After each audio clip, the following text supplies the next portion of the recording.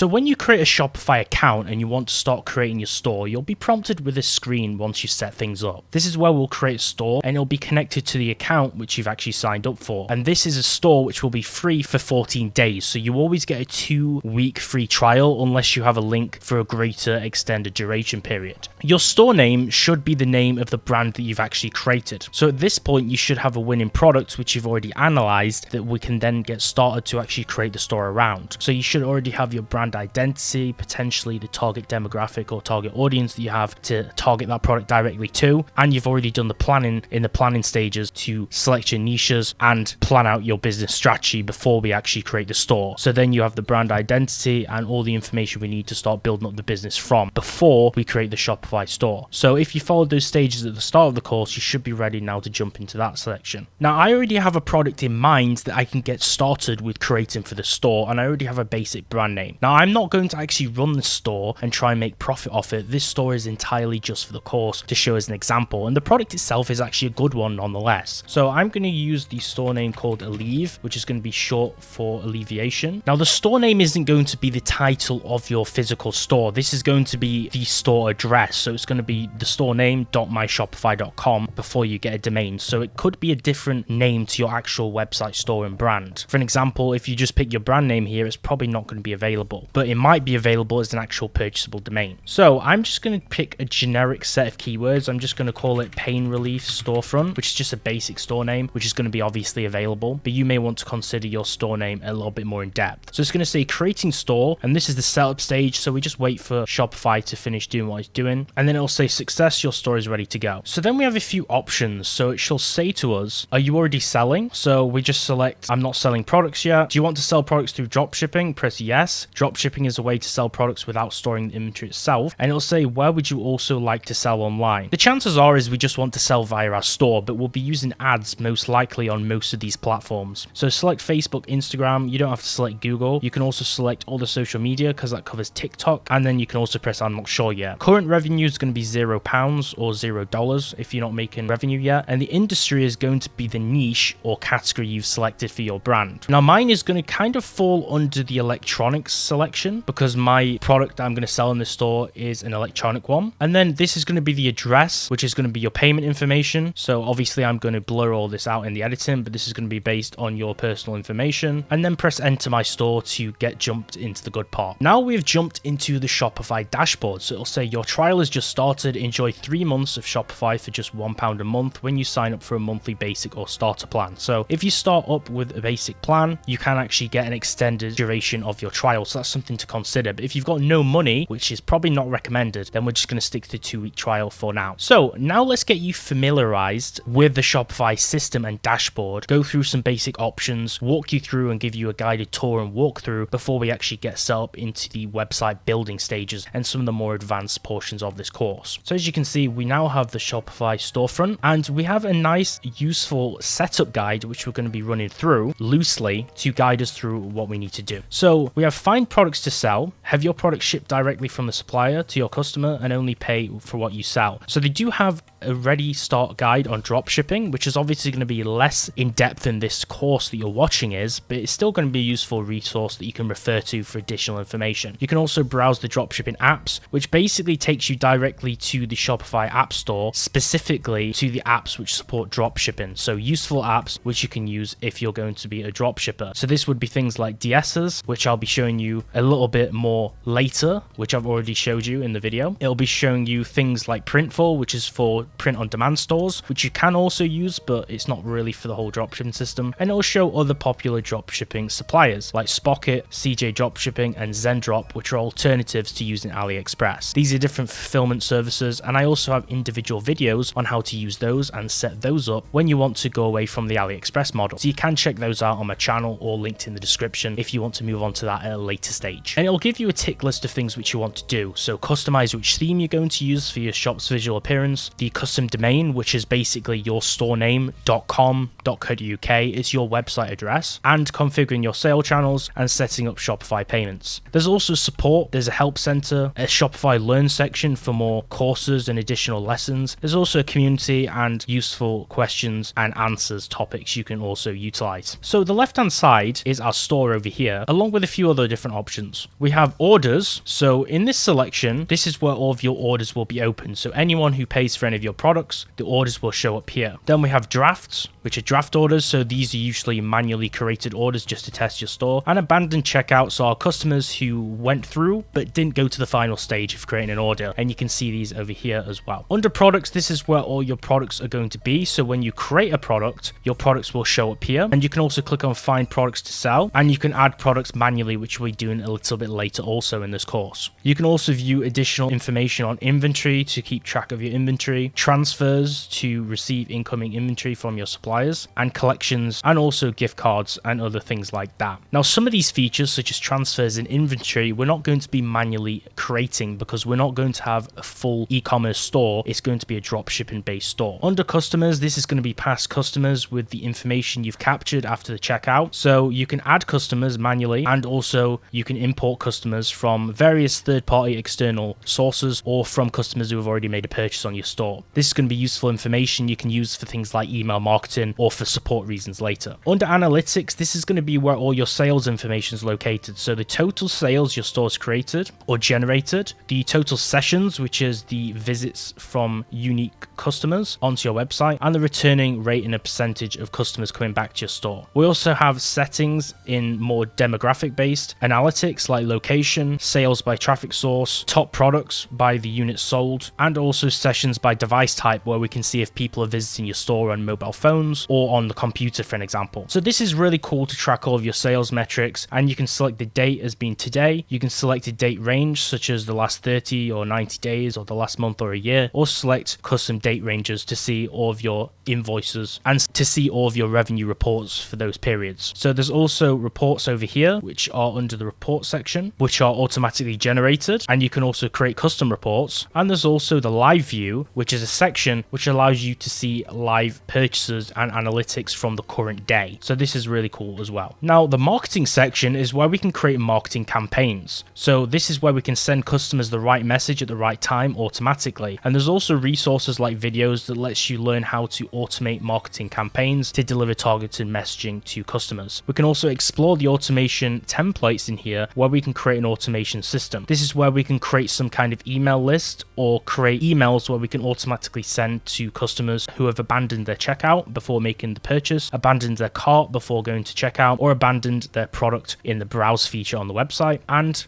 we can also offer some more pings as well. We'll be doing this via third-party apps later rather than the normal Shopify method, which I'm showing you. Under discounts, this is where we can actually manage discounts and promotions. So if you want to create some kind of percentage off a product as part of a promotion or a duration in the financial year, like during Halloween or in Q4 during a season like Christmas, you can click create a discount here, and it allows you to have a certain percentage amount off of any of your products or off of any orders placed in your store. Or you could do a buy X, get Y. So that would be like buy one product, get this other product for free, or offer free shipping or a shipping discount. So there's some cool options here to actually create promotions to further incentivize customers to come back to your store or make a purchase during different events in the year. Now, under sales channels, this is an interesting part because sales channels is your online store. So this is how we visit our store and start building the store out, which I'm going to show you momentarily in this course. This also shows the point of sale over here, and also Facebook and Instagram. So sales channels are things which are added either by default or by third-party apps. Facebook and Instagram is added automatically because we selected those social medias as part of the Shopify store setup, and basically it allows more tailored integration with those platforms through Shopify.